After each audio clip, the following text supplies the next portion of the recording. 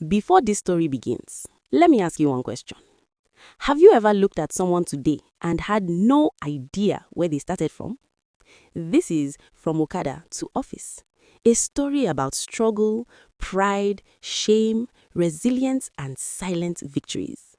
If stories like Small Girls and Big God touch your heart, this one will sit with you for a long time. Please like this video, share it with someone chasing a dream, subscribe to the channel, and comment where you are watching from. Now, let's begin. Every morning, before Lagos stretched its legs, Sadiq was already awake. The road knew him before people did. The potholes, the honking buses, the impatient shouts, they all greeted him like family. His Okada was old, its engine coughing like a man who had smoked too much life. But it moved, and as long as it moved, Sadiq believed tomorrow could still move too. He wasn't always an Okada rider. Once, he wore clean shirts and ironed trousers. Once, he queued with other young men holding brown envelopes, hoping today would be the day. That day never came. Hunger did. So he swallowed his pride and bought his second-hand bike. Passengers never asked his name. They called him, "Rider, abeg hurry, you know Sabi Road?" But Sadiq listened to their conversations, business deals, office gossip, weekend plans. Every word reminded him of the life he almost had. Sometimes, when he dropped a passenger in front of a glass building, he would slow down and look up, wondering what it felt like to belong inside. One afternoon, rain poured like heaven was angry. A woman in heels begged him to take her through the flood. He hesitated. The road was dangerous, but money was louder than fear. When he dropped her, she didn't even say thank you. That night, soaked and tired, Sadiq whispered to himself, "This cannot be the end of my story." But the road laughed. Lagos always does. Sadiq's mother hated the bike. Anytime she heard the engine outside, her heart skipped. "God, I beg, no let bad news follow this sound," she prayed daily. She never said she was ashamed, but silence can speak louder than insults. When neighbors asked what her son did, she said, "He's hustling, nothing more." One evening, Sadiq visited an old friend, Kunle, who now worked in an office. Air-conditioned, quiet, clean. Kunle spoke about meetings, targets, promotions. Sadiq nodded, smiling, but his chest burned. When Kunle asked, "Guy, you never think say this Okada thing fit end you?" Sadiq laughed it off, but the words stayed. That night, he couldn't sleep. He thought about accidents, about age catching up, about being stuck while others moved on. The next day, something strange happened. A man dropped a file from his bag while rushing off Sadiq's bike. Sadiq picked it up and chased after him. The man turned, looked surprised, then grateful. They spoke briefly. The man worked in an office nearby. He thanked Sadiq and left, but not before saying, "You are sharp. Don't let the road swallow you." That sentence followed Sadiq for weeks. Maybe the road wasn't his enemy. Maybe it was just a bridge. The man's name was Mr. Ade. Weeks later, fate crossed their paths again. Same junction, same morning rush. This time, Mr. Ade remembered him. They talked longer. Mr. Ade didn't promise miracles. He only asked questions. What did you study? Why did you stop applying?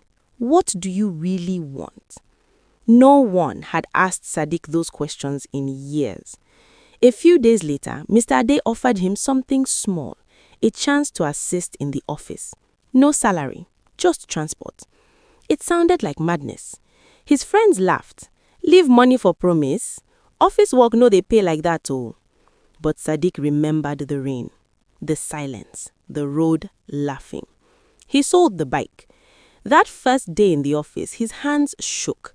The smell of printers, the hum of computers, the way people typed like they belonged. He felt small, invisible, but he stayed. In ways the road never did. On the streets, mistakes were forgiven quickly. Miss a turn, apologize, move on. But in the office, errors stayed. They were discussed, sometimes laughed about, sometimes written down. The first week, he sent an email to the wrong person. The second week, he forgot to attach a document. The third week, someone corrected his English during a meeting, gently, but enough to make his ears burn. Every evening, as people packed their bags to go home, Sadiq stayed behind. Not because anyone asked him to, but because he was afraid of being sent away. He watched how people spoke, how they asked questions, how they disagreed without raising their voices. At night, when the office lights dimmed and the cleaners came in, Sadiq practiced on the computer. He typed slowly, Googled words, reread old documents until they made sense. Sometimes he missed the bike. On the road, he was invisible but free. Here, he was seen and constantly measured. One evening, Mr. Ade walked in unexpectedly and found him still working. "You don't have to kill yourself," he said. Sadiq swallowed. "I just don't want to be sent back." Mr. Ade didn't reply immediately. He only nodded. That was the first time Sadiq realized something important. This place wasn't testing his intelligence, it was testing his patience. And for the first time, he believed he could pass. 6 months passed quietly. No announcement, no celebration, just consistency. One Monday morning, Sadiq walked into the office and noticed a small change. A desk had been cleared near the window. A computer sat on it, clean, waiting. Mr. Ade called him aside. "You've been assisting long enough," he said. "It's time you officially belong." Sadiq didn't understand immediately until he saw it. A white label stuck neatly to the desk. Sadiq A. His throat tightened. It wasn't a big position. It wasn't a corner office, but it was proof that he didn't imagine the journey. That afternoon, he called his mother. "Mama, I have a desk," he said softly.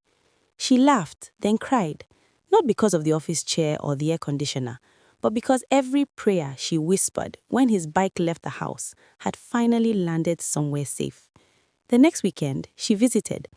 She touched the desk as if it could disappear, looked around slowly, then whispered, "So this is where you go every day?" Sadiq nodded. As they left the building, he paused at the entrance. Outside, Okada zoomed past.